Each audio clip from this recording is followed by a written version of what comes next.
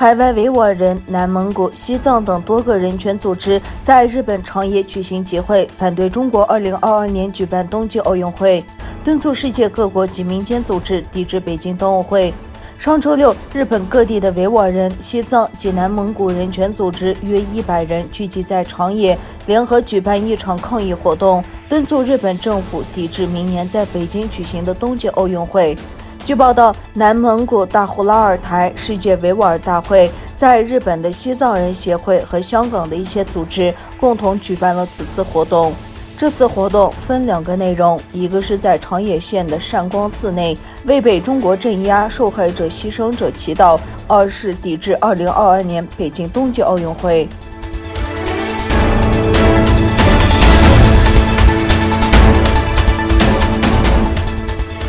非营利组织美国笔会周五发布2020年度全球写作自由度报告，文字狱仍然是专制国家压制不同声音的主要手段之一。中国是全球关押作者和诗人最多的国家，高达81人因言入狱，其中1半以上是在东突厥散、西藏、内蒙和香港的作家。根据这份报告，全球有至少273名作家、学者和公知因言获罪。2019年的数据则是238人。关押作者人数最多的3个国家分别是中国81人。美国笔会言论自由项目主管卡勒卡周五在报告发布会上表示，这个情况在中国尤为突出。中国囚禁了81名作家，这远比其他国家的数字要高。这主要是因为当局逮捕了那些对政府应对武汉病毒疫情、其他政策以及有关东突厥散接近信息提出批评的作家和评论人士。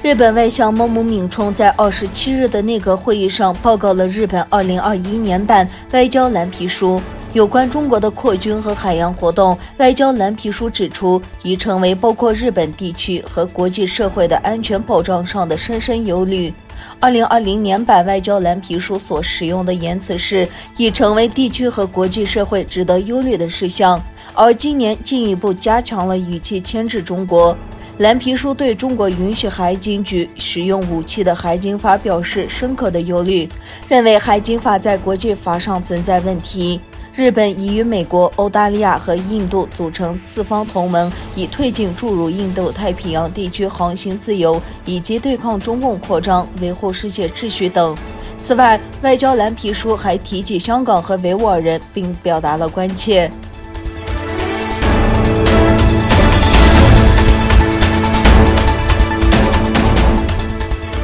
亚裔电影人在第93届奥斯卡颁奖典礼上再次大放异彩，华裔导演赵婷以无意之地拿下最佳导演奖，她也是奥斯卡史上第1位获颁该奖项的亚裔女导演。赵婷出生于中国，她在北京生活到14岁，后来赴美国完成高中以后的学业。获奖当天，赵婷这名被荣为改写了奥斯卡历史的女性，在她的祖国却遭到冷遇。几乎所有知名媒体都对赵婷荣获奥斯卡2项最高荣誉保持了沉默。社交媒体上寻找关键词赵婷或者奥斯卡也无法得到最新消息。上个月围绕赵婷爆发的争议集中在她2013年对一家美国电影杂志发表的言论上。她在那篇文章中批评中国是遍地谎言的地方，人之初性本善。赵婷上台讲述得奖感言时强调，她到今天都还相信《三字经》当中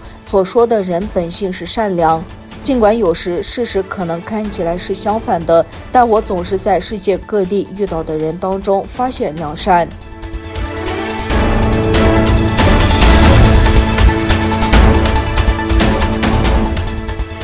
中国市场监管总局星期一表示，根据举报，已依法对美团实施2选1等涉嫌垄断行为立案调查。中国政府近期频频使用反垄断法来约束中国大型企业的快速扩张，美团似乎成为了继阿里巴巴等公司后的最新打击对象。市场监管总局4月10日依法作出行政处罚决定，责令阿里巴巴集团停止违法行为，并处以128.28亿元人民币的罚款。分分析师预测，中国第3大互联网公司美团可能面临约人民币46亿元的罚款。据悉，该消息发布之初，该公司股价下跌了3.1%。